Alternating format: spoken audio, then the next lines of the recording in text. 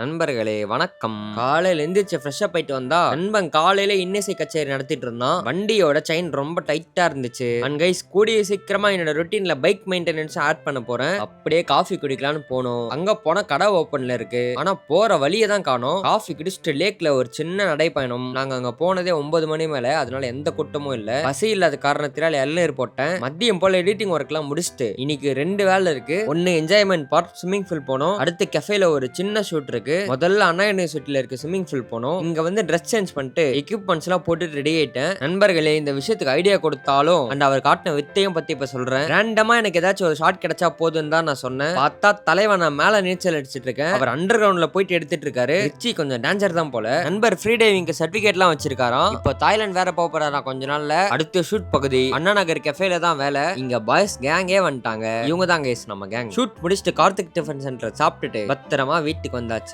Okay நண்பர்களே, பாய்.